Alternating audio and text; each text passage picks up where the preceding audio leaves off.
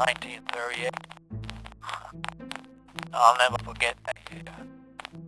It's when the Volkswagen Beetle introduced to the world. I played a huge role in developing it, but never had the chance to be there when it was actually out. It was a marvelous car indeed, but it couldn't handle excessive heat. In the hottest days, the car couldn't survive. It was a mess inside Volkswagen headquarters. And I'd already left the company, you know.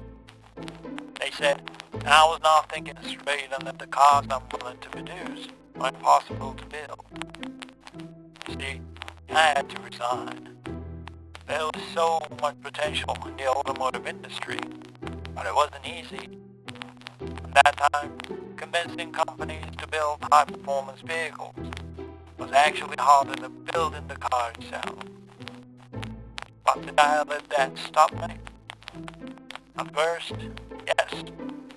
I was afraid of the whole idea of making my own firm. But I had to make a decision. And I, Ferdinand Porsche, established Stuttgart's first supercar manufacturing. In the quiet of my workshop, pencil, scratch, and paper, I dared to dream. The year was 1931, and the world was heavy with hardship. But I had a vision.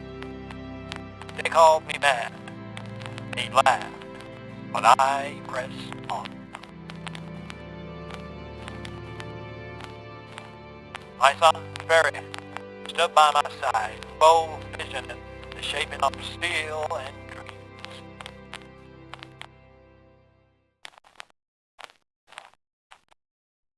Late nights blurred into early mornings, oil-stained hands gripping the steering wheel of possibility. It had to be done. The making of a car to always be remembered by the world. And so, my company was born. The year was 1948, and the world was rebuilding from the world's wreckage. But I had a vision. A car that would pulse with the heartbeat of speed.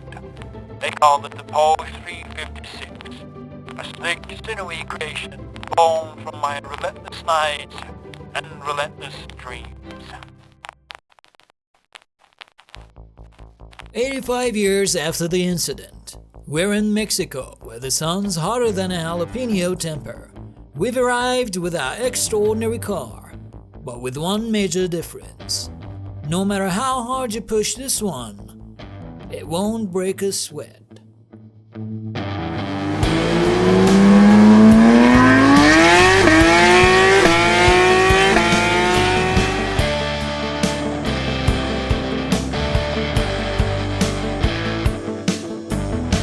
Okay, let's talk specs here. 502 horsepower, 0 to 60 in 3 seconds. It's faster than a gossip at a quinceañera. It's like a caffeinated greyhound, lean, mean, and ready to chase down your dream.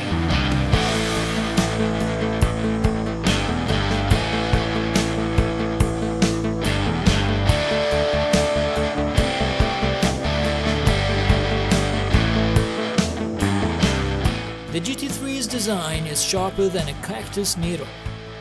The front splitter could slice a baguette mid-air.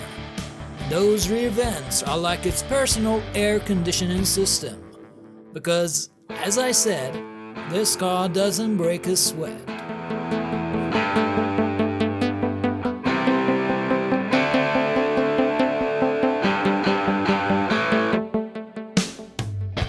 Inside, it's all business, carbon fiber everywhere. It's like the cockpit of a stealth fighter. And the seats, they grip you tighter than a jealous ex-girlfriend.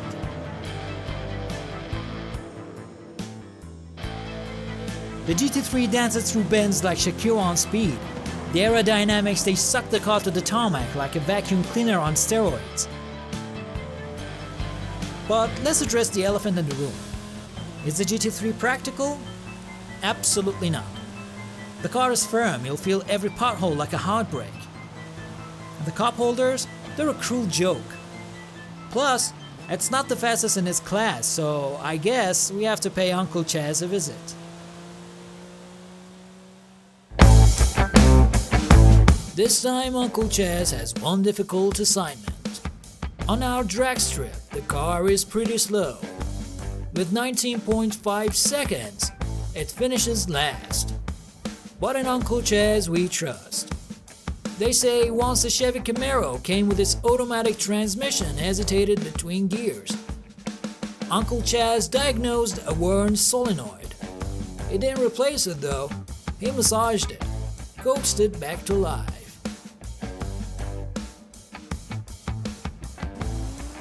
Okay, so we got the drag tie setup and the car tuned for all sorts of challenges. The same as before, I put the tuning setups at the end of the video, don't forget to check them out. But for now, let's hop on the drag strip and see what this car can do. Okie dokie, let's go.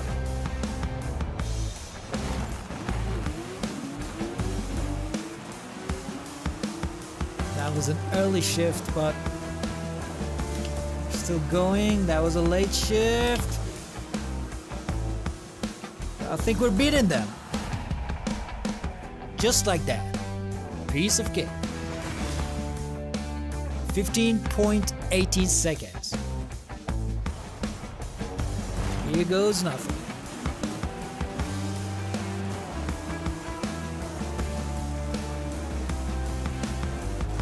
Guys, shifting is key. You gotta know when to shift gears.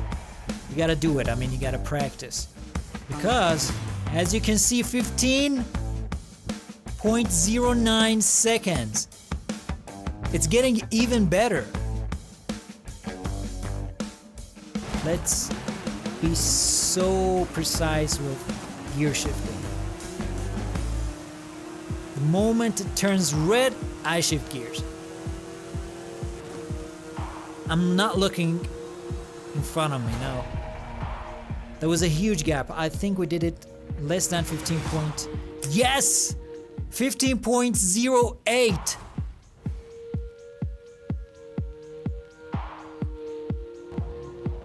And that's it for today, amigos. Hope you enjoyed it. Don't forget to like and subscribe. And remember, if you're not grinning like a maniac, you're driving the wrong car. Adios, patrol heads.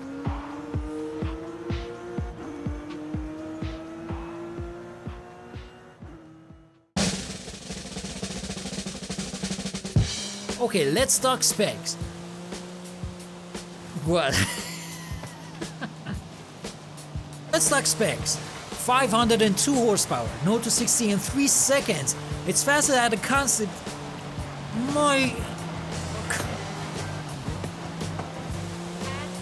Let's talk specs.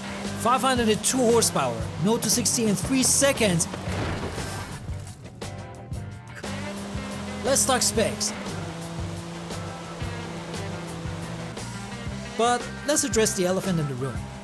Is the GT3 practical? Absolutely not.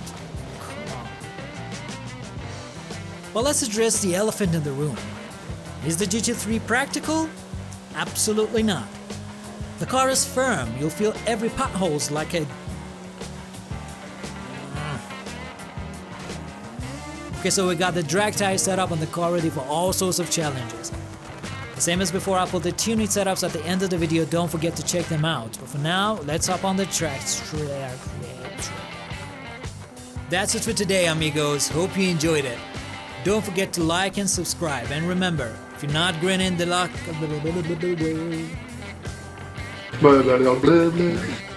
That's it for today, amigos. If you enjoyed it...